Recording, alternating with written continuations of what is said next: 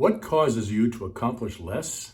What causes you to accomplish less can be narrowed down to a single factor, one thing.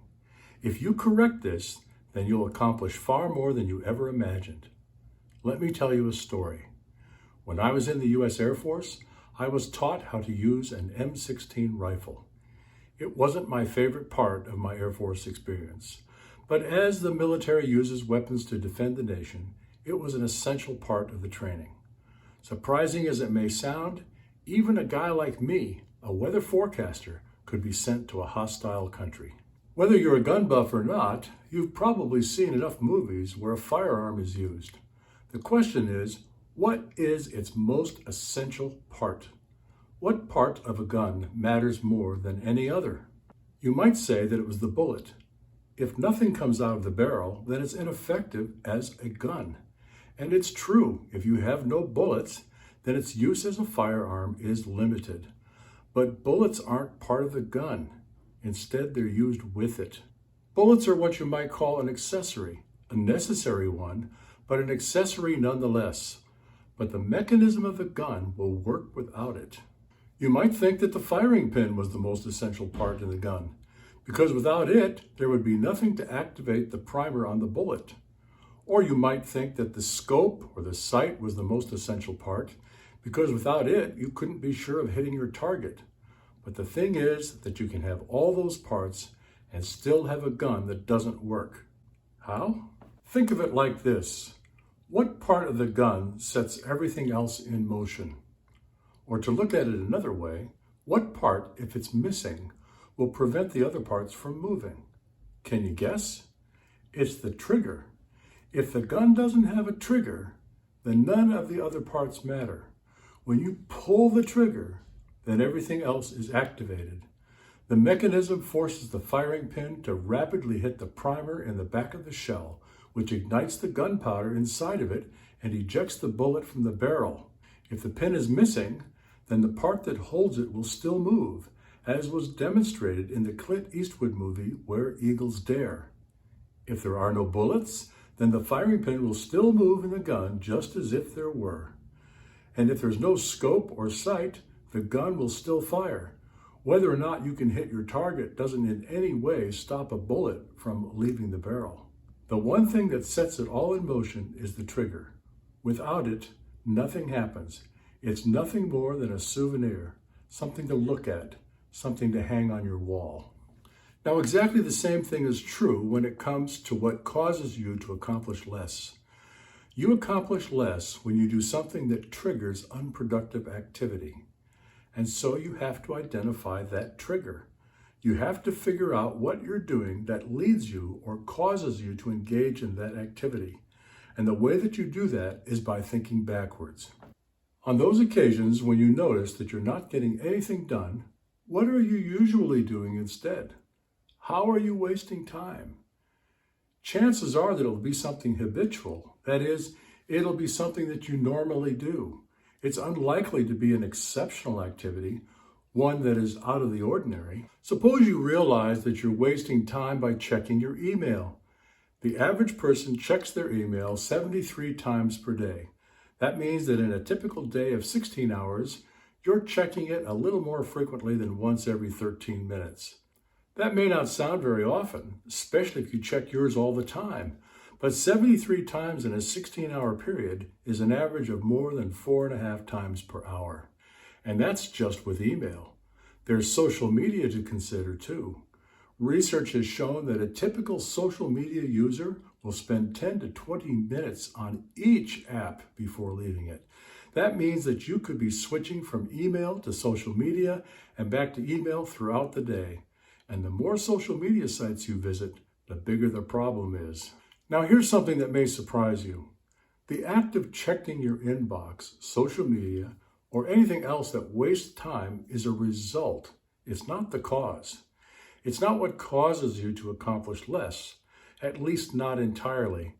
The reason that you engage in any behavior is the reward that you get for doing so. Now you may not see it as a reward, but that's what it is. You get something out of it as a result of doing it. And that thing that you get out of it, psychologists call a reward.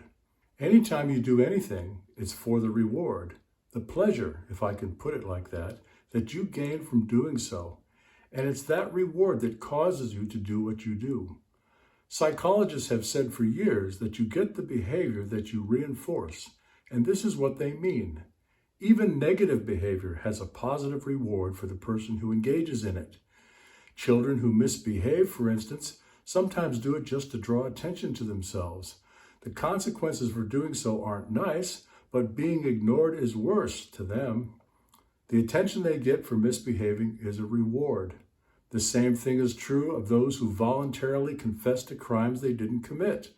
They want attention. They want to be noticed. Anytime that you voluntarily engage in an activity that takes you away from what you're supposed to be doing, it's because it has a reward that you value more highly than what you think you'll get if you stay on task. And it's your addiction to that reward that makes you do it so often. You act the way you do because you want the pleasure that you get from the reward. There used to be a potato chip commercial that said, "Bet you can't eat just one." That was a dare, a challenge. They were saying, in effect, you can't eat one of our potato chips. You just don't have the willpower to eat one. And it was effective because it either reminded consumers that they had some in the house and now would be a good opportunity to accept their challenge, or it compelled those who didn't to go out and buy some so they could. Either way, the company was confident that when you tried one, the taste would compel you to have another, and another, and another. You'd get more pleasure from eating that brand of potato chip, and they'd make more money selling them to you. Of course, there's more going on than you realize. The ingredients have a lot to do with it. The carbohydrates in potato chips convert to sugar, which causes your brain to release dopamine. And it's the dopamine hit that's addictive. In fact, dopamine is released when you experience anything that's pleasurable, including the act of clicking one link after another after another. You get a hit from clicking just as you do from eating those potato chips or doing anything else that is pleasurable to you. And it's the desire for that hit that's addictive. It is what causes you to accomplish less. It causes you to engage in the activity that releases the feel-good chemical we call dopamine. And so you have to identify what you do that gives you that chemical reward. This isn't easy because some rewards are also results. For instance, it could be that you engage in unproductive behavior as a result of doing something which of itself is innocuous, such as when you make coffee or tea or hot chocolate, or even get a glass of water. What might be the cause? Maybe you're thirsty or cold. A cool drink will quench your thirst, and a hot one will help you to warm up. It could be that you drift into something unproductive whenever you take a break, even if you don't eat or drink anything at all. For instance, a lot of people just want to relax. Maybe they've lost their concentration. When that happens, their default behavior is to look in their inbox or visit social media or read the news because all of those things appear to be relaxing. What you probably don't realize is that they're not, no matter how they feel, because they stimulate your emotions and trigger dopamine. Here's the key, the most important thing that you need to think about. There is something, probably just one thing, that when you do it, it functions like a signal, a trigger, that leads you into an activity that takes you away from what you know you should be doing or what you plan to do. That brings us to another very important question. When you lose your concentration or something else happens that makes you want to engage in that default activity, why do you gravitate towards it? In other words, when you take a break, why do you make coffee or tea? Why can't you just sit quietly with your thoughts for 10 or 15 minutes? The answer is that it's because there's no reward for doing so. You don't get the hit that you've come to expect. And the fact is that most people don't deal well with their own thoughts, and so they drown them out with other things. That's why so many people who exercise listen to something when they do it. And this may surprise you. Those people who exercise without listening to something else get better workouts. That's because they're concentrating on the exercise itself. They're thinking about their technique, their form, their pace or cadence. If you're listening to your favorite podcast or watching a game show or doing anything else besides thinking about the exercise that you're doing while you're doing it, then it will be easy to be sloppy, to compromise, to just go through the motions.